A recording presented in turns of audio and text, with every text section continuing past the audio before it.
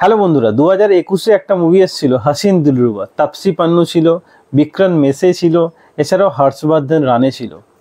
এই মুভিটাকে অডিয়েন্স খুব তো পছন্দ করেছিল, আমারও কিন্তু চরম লেগেছিল, কারণ এর ক্লাইম্যাক্সটা চরম ছিল। ওই মুভি হাসিন দিলরুবার মুভির একটা সিকুয়াল আসতে চলেছে, ফির আই হাসিন দিলরুবা। তো এখানে এই মুভিতে থাকতে চলেছে তাপসি পান্নু, বিক্রম মেসে তো আছেই, এছাড়াও সানি থাকবে এখানে। তো মুভির আগে একটু হাসিন দিলরুবার কথাটা বলে নিই। হাসিন দিলরুবা এখানে তাপসি পান্নু আর বিক্রম মেসির ম্যারেড হয়, কিন্তু তাদের মধ্যে বনিমনা হয় না, ঠিক মতো তাদের মধ্যে রিলেশনশিপ মানে ওয়ার্ক করে না। কিন্তু সেখানে তার দাদা বা তার ভাই হর্ষবর্ধন রানে আসে, তার মধ্যে তার সঙ্গে তাপসি পান্নু সম্পর্ক হয়। কিন্তু তাপসি পান্নু যখন তাকে ছাড়তে চায়, মানে একটা সিচুয়েশনে তাদের মধ্যে রিলেশন হয়ে যায়, কিন্তু তাপসি পান্নু যখন ছাড়তে চায় হর্ষবর্ধন রানে তাকে ছাড়তে দেয় না। তখন তার মধ্যে হর্ষবর্ধন রানেকে তাপসি পান্নু আর বিক্রম মেসে মিলে মেরে দেয়। কিন্তু ক্রাইম সিনটাকে এইভাবেই ক্রিয়েট করা হয় যাতে সে মানে একটা অ্যাক্সিডেন্টে মারা গেছে সেটা দেখানো হয়। তো লাস্ট পর্যন্ত ক্লাইম্যাক্সটা খুব ভালো ছিল বলে মুভিটা সুপার ডুপার হিট করেছিল। তারই সিকুয়াল আসতে চলেছে, ফির আই হাসিন দিলরুবা। ঠিক তারপর থেকেই মুভিটা শুরু হবে।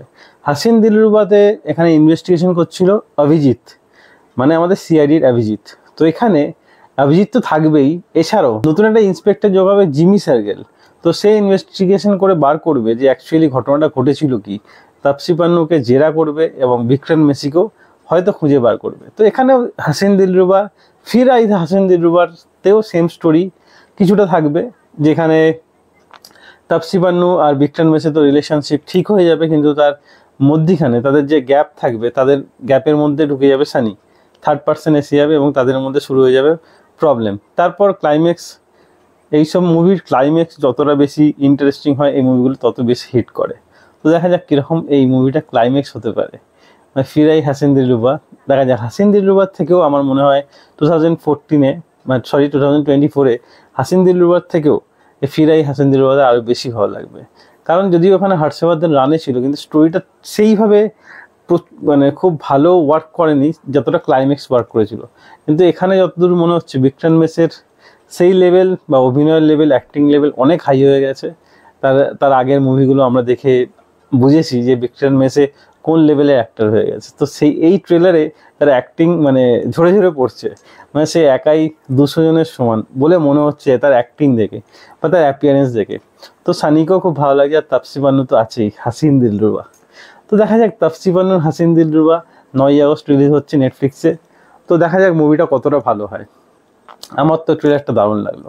আপনার ট্রেলারটা কেমন লেগেছে কমেন্টে অবশ্যই জানাবেন, আর আপনি কতটা এক্সাইটেড।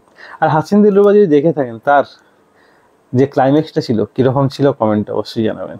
আমার তো চরম লেগেছিলো, আপনার কেমন লেগেছে। আর এই যে ফির আই হাসিন দিলরুবা এর ক্লাইম্যাক্স মানে কতটা এক্সাইটেড এই ক্লাইম্যাক্সের জন্য কমেন্টে অবশ্যই জানাবেন। আজ এই ভিডিও এতটাই। ভিডিও ভালো লাগলে একটা লাইক অবশ্যই দেবেন। এরকম আরও ভিডিও পেতে চ্যানেলটা সাবস্ক্রাইব করে পাশে থাকা বেল আইকনটি অবশ্যই বাজিয়ে দেবেন। দেখা হচ্ছে পরের ভিডিও। ততক্ষণ যেন ভালো থাকুন, সুস্থ থাকুন। ভিডিও দেখার জন্য ধন্যবাদ।